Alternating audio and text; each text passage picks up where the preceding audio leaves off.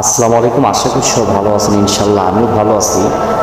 আজকে ভিডিওটি লক্ষ্য করলে বুঝতে পারবেন যে নবীজির রোজা শরীফে সবাই হাই নবী বলে তারা ঘুরতেছে, আর একজনের উপরে আর একজনের চিল্লাচিল্লি করতেছে।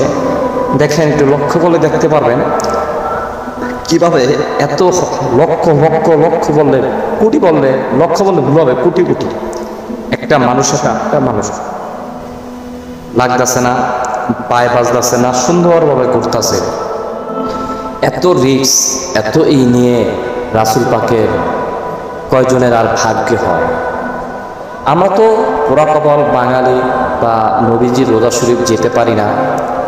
তখন নবীজি রাসূল পাককে যারা ভালোবাসেন, রাসূল পাক কি বলে দিয়ে গেছে, আজকে এই ভিডিওতে আমি গোপন কিছু তথ্য তুলে ধরব।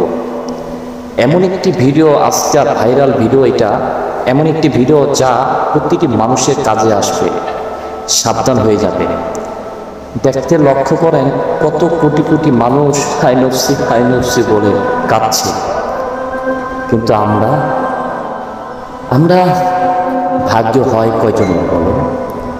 তাই আজকের ইম্পর্টেন্ট ভিডিওটি কেউ মিস করবেন না। দেখেন, আমার নবীর রোজা শরীফ যাকে না বানালে একটি তামান পৃথিবী বানাইতো না, আপনাকে আমাকে বানাইতো না, কুল কেনার কিছু বানাইতো না। আল্লাহ নূরে রাসূল পয়দা, রাসূলের নূরে সারা জাহান পয়দা। সবাই মক্কা শরীফটা চুমা দেন, সবাই মক্কা শরীফটা চুমা দেন। আজকে এই ভিডিওটি এমন একটি গুরুত্বপূর্ণ ভিডিও হতে যাচ্ছে, তা আপনারা জীবনে এরকম ইউটিউবে ভিডিও আর দেখেন না।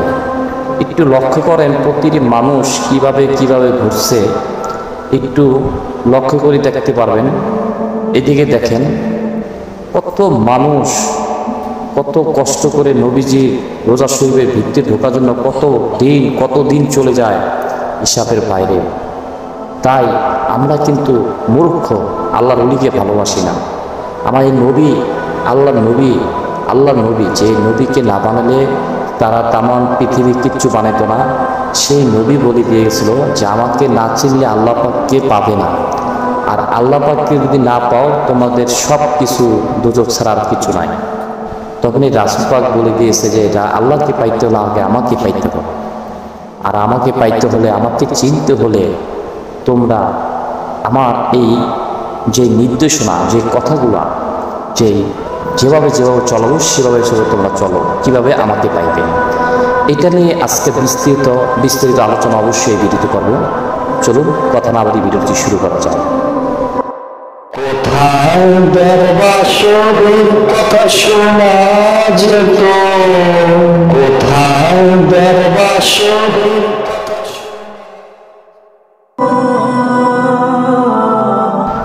রাসূল পাককে কিভাবে পাবে? জন আল্লাহর অলির খোঁজে সে বেকুল হয়ে চলে যায়। বিভিন্ন রাস্তায় যাওয়ার টাইমে সে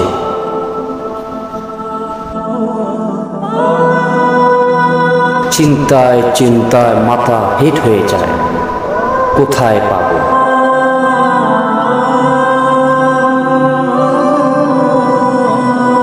তারপরে একটি গ্রামে আসার পর অনেক লোককে বলতেছে যে আমি একজন আল্লাহর ওলির দেখা পেতে চাই।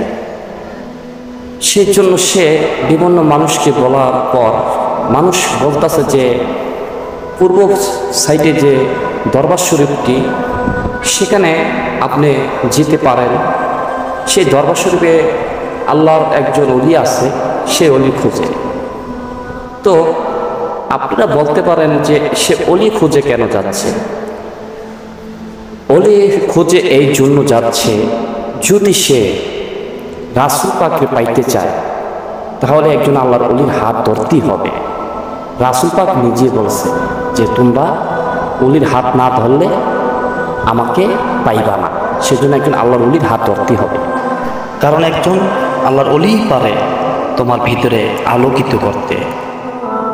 তাই আলোকিত করতে পারলে তোমার ভিতরে আত্মাতে জাগৃত হতে থাকবে। আর আধ্যাত্মিক জাগৃত হলে আল্লাহর অলিকে কীভাবে আল্লাহর অলি কীভাবে তোমাকে আল্লাহর নবীকে পাওয়াই দিবে তা একমাত্র ওই অলি আল্লাহর অলি জানে। মানুষ যখন জ্ঞানে আধ্যাত্মিক জ্ঞানে যখন অদৃশ্য হতে থাকে, মানে তার জ্ঞান আস্তে আস্তে ভিতরে প্রবেশ করতে থাকে, তখন ভিতরে তার বিভিন্ন কালার হতে থাকে।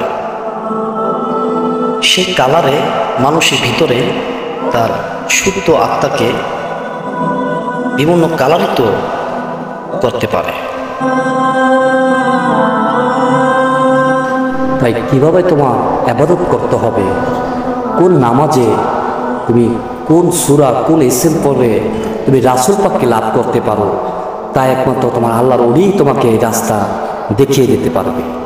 তখন তোমার মাঝে আধ্যাত্মিক প্রকাশ যখন হয়ে যাবে, তখন তুমি এই রাসূল পাক যাকে না বানালে তেমন পৃথিবী বানাইতো না, কুল কিনার বানাইতো না, সেই নবীকে তুমি কিভাবে পাবে? তোমার সেই রাস্তা একমাত্র আল্লাহর ওলি তোমাকে গোপনভাবে মারফত জগতে জ্ঞান লাভ করার জন্য দেখিয়ে দিতে পারে।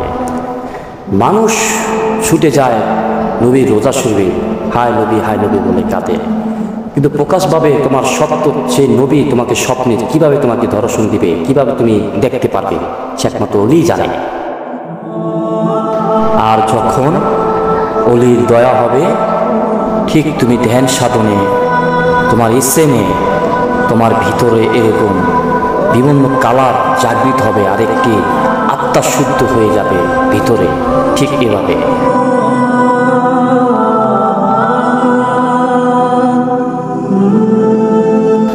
আত্মা থেকে ডাইন না কিসা বাম না কিসা, অর্থাৎ ডাইন নাক সিদ্ধ দিয়ে নিঃশ্বাস ও বাম নাক সিদ্ধ দিয়ে নিঃশ্বাস, এখানে সাধনে একটি গোপন আলোচনা এবং এই শ্বাস প্রশ্বাস দিয়ে আপনার ধ্যান সাধনে কিছু গুরুত্বপূর্ণ সাধু এবং বিভিন্ন আল্লাহর ওলিগণ বুঝাইছিল। এবং একা হয়ে পশ্চিমের দিকে ফিরে গোপনীয় কিছু এসিম আছে, এসিমগুলো পাঠ করতে হয়, নীরবে নীরবে জিকির করতে হবে। তাই আমাদের আরও সুন্দর সুন্দর ভিডিও সামনেতে নিয়ে আসবো। বেশ ভিডিও দেখার জন্য অবশ্যই অপেক্ষা করবেন। রাসূল পাকের কীভাবে স্বপ্নে পাবেন, তা যদি কোনো ধ্যান সাধন গোপন এসএম যদি লাগে আমাকে কমেন্ট করে জানাবেন কী ধরনের ভিডিও লাগবে। আর অনেকে বলছিলেন যে জিন্নাতের চিকিৎসা করেন কিনা ভাই, কুফরি কালাম দিয়ে নষ্ট করে রাখার বিজনেস শোয়ায় রাখছে, বিভিন্ন মহব্বত মিল মহব্বত স্বামী স্ত্রী মিল মহব্বত এবং জায়গা জমি নিয়ে ভেজাল বিভিন্ন তদবির আত্মাদের চিকিৎসা করে থাকি। আমাদের ফোন নাম্বার দেওয়া আছে, অবশ্যই যোগাযোগ করবেন। সবাই ভালো থাকবেন, সহি সালাম থাকেন। আসসালামু আলাইকুম। আমাদের ভিডিওটি ভালো লাগলে অবশ্যই চ্যানেলটিকে সাবস্ক্রাইব করে রাখুন, পাশে বেল আইকনটি ক্লিক করে দিন ও আমাদের নতুন আপডেট ভিডিও পেয়ে যাবেন।